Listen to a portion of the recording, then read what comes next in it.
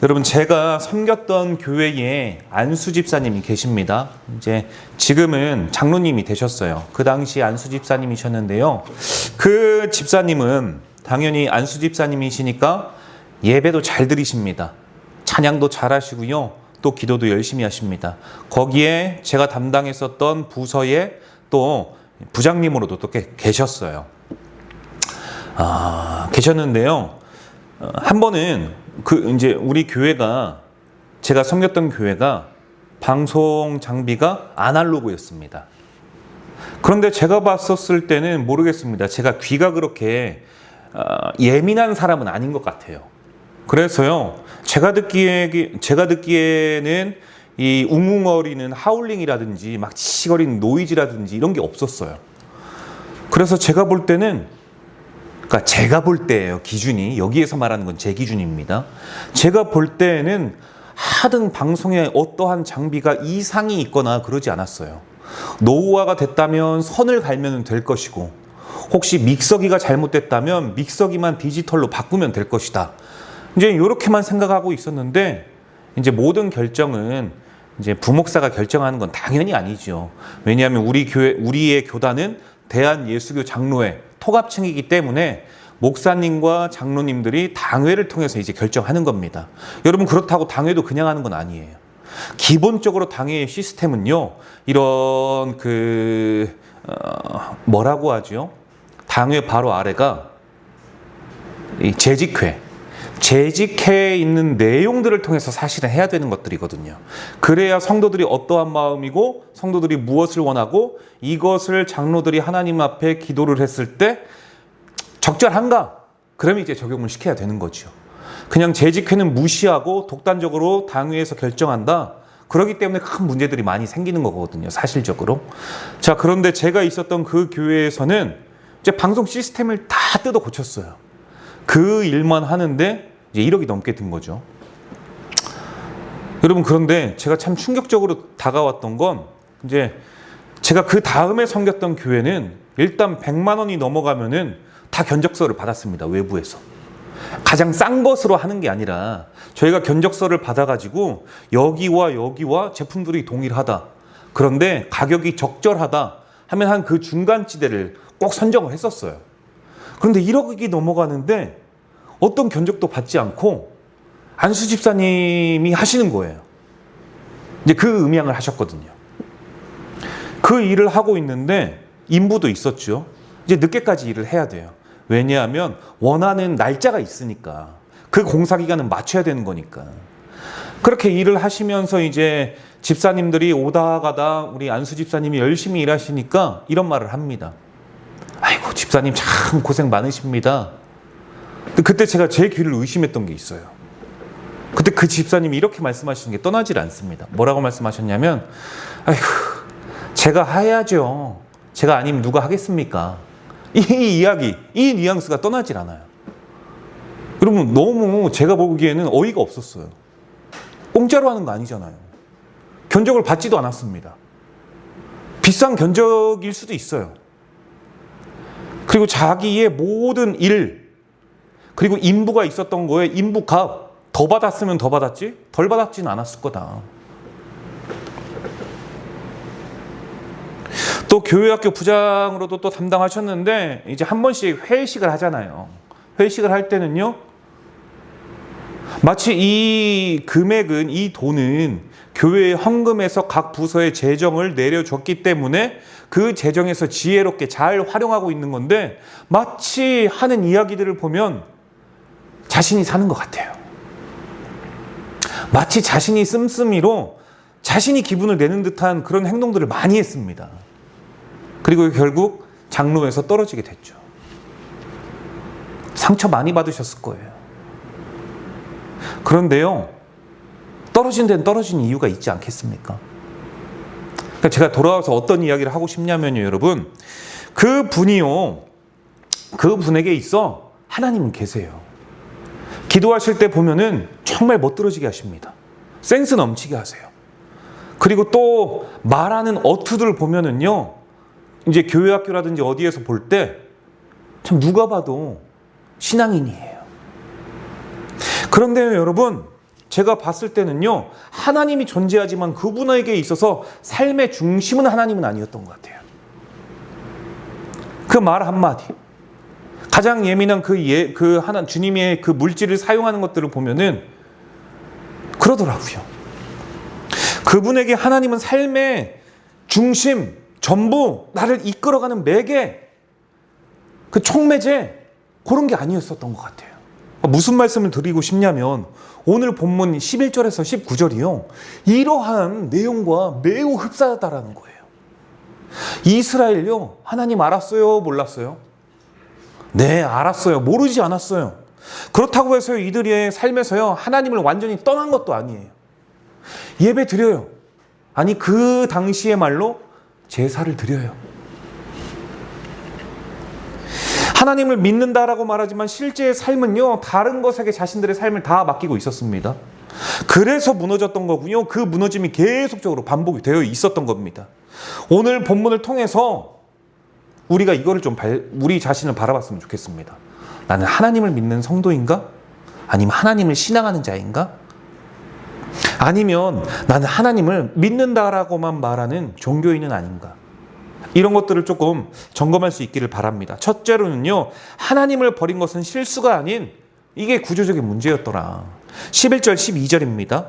이스라엘 자손이 여호와의 목전에 악을 행하여 바알들을 섬기며 애굽 땅에서 그들을 인도하여 내신 그들의 조상들의 하나님 여호와를 버리고 다른 신들 곧 그들의 주위에 있는 백성들의 신들을 따라 그들에게 절하여 여호와를 진노하게 하였으되. 여러분, 여기에서 중요한 말이 나오죠. 12절 중반절. 여호와를 버렸다. 여호와를 버렸다. 여러분, 이 말씀은요, 이스라엘 백성이 하나님과 맺었던 언약을 파기했다라는 거예요. 보세요. 하나님과 맺었던 그 언약을 파기했으니까 여호와를 버린 거잖아요. 그렇지 않습니까? 여러분, 이스라엘 백성들이 하나님 몰랐을까요? 모르지 않죠. 이들은요, 분명히 출애굽 사건을 들었고요. 그리고 가나안 정복을 경험했고요. 지금 무엇보다 가장 중요한 제사를 드리고 있잖아요. 제사를.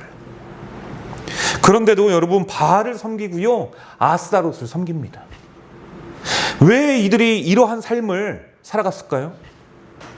모르긴 몰라도 삶의 영역이 나뉘었기 때문이에요. 하나님은 신앙, 바알과 아스타롯은 현실. 이거예요, 이거. 이 모습이요, 우리의 모습과 같지 않겠습니까? 실제 우리도요, 동일하게 예배드리고 찬양하고요, 기도해요. 그런데도 우리의 실제의 삶에선 결정은 내 계산대로, 불안은 돈으로 해결하려고 하고, 그리고 미래는요, 내가 계획했던 대로 나아가기를 붙잡고 살아가요. 우리가 인정하지 않고 생각하지 않았을 뿐이지 하나님은 믿음의 대상일 뿐, 즉 그분은 존재하시는 분, 하지만 삶은 다른 거 완전 똑같죠.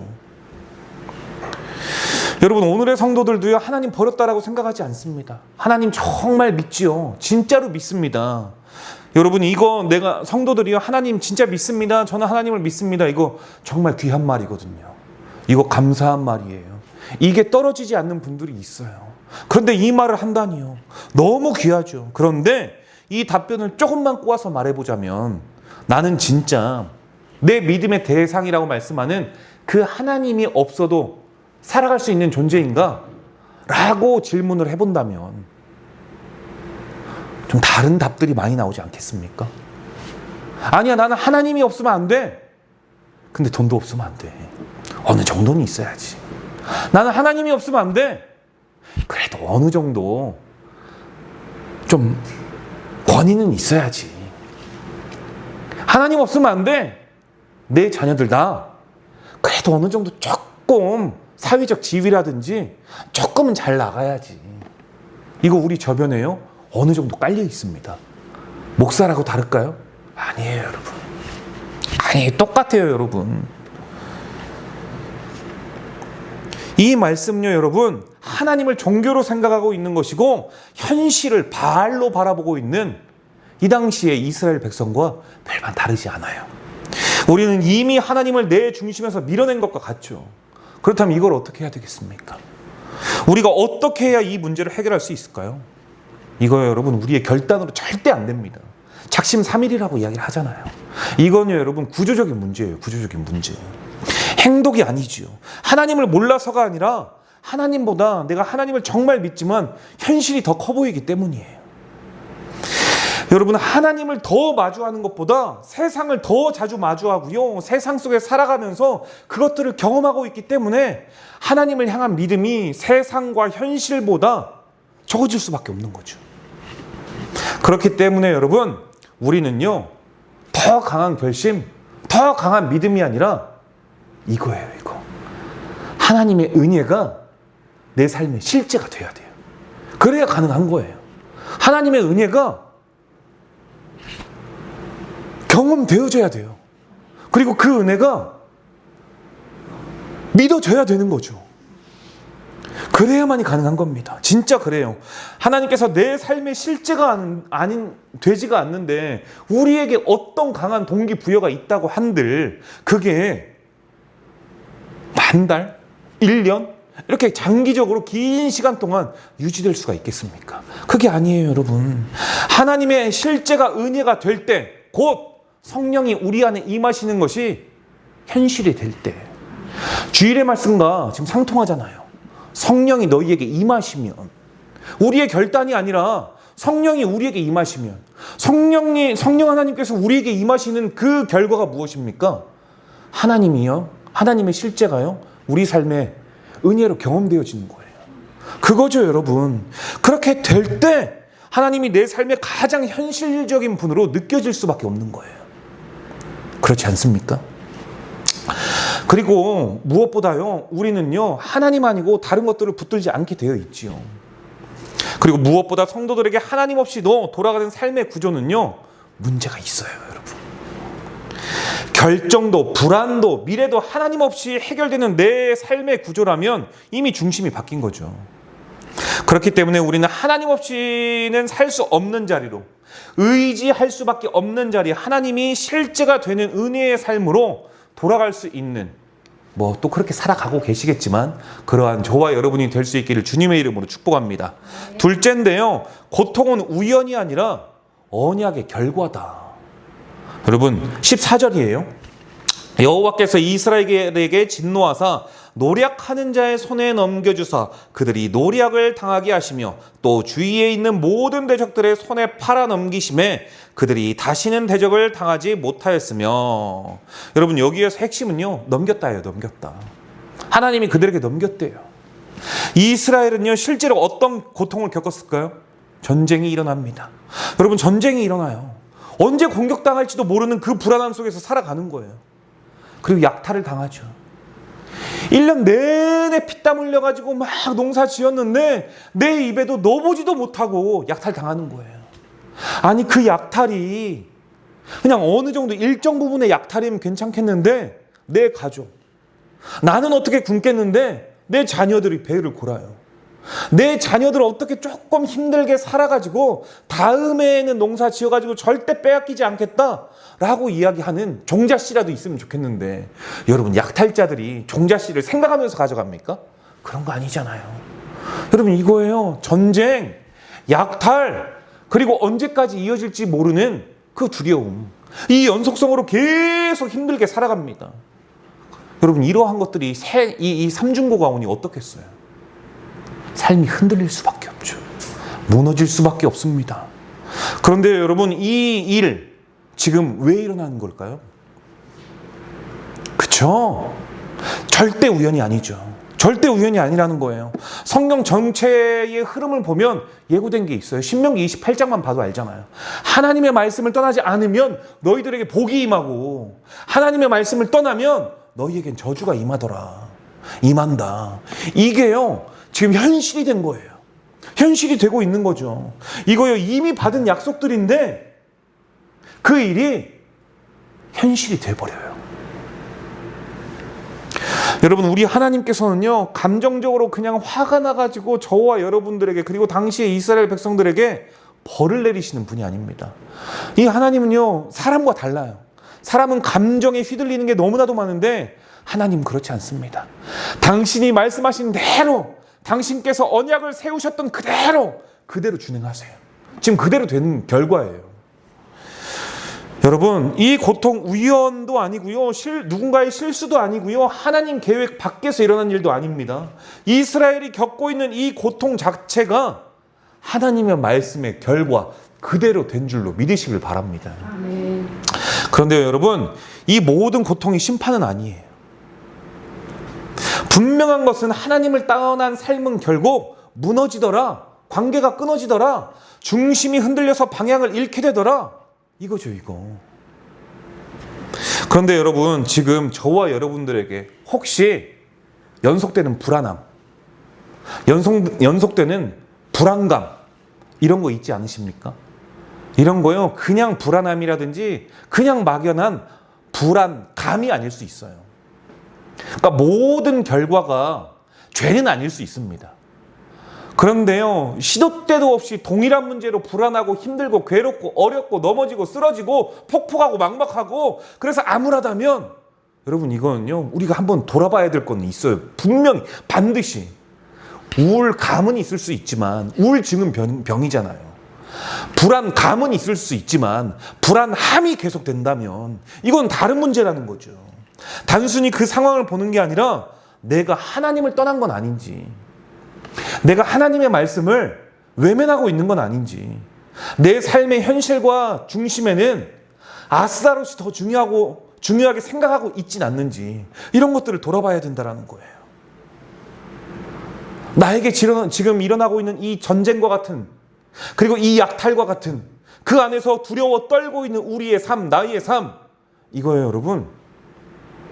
되돌아봐야 된다는 거예요. 무엇부터 잘못됐는지 풀어내야 되잖아요.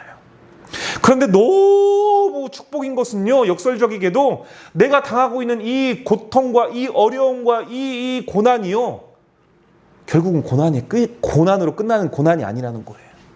하나님께서 주신 이유가 있잖아요. 이거요, 여러분, 다시 돌아오게 하는 거예요.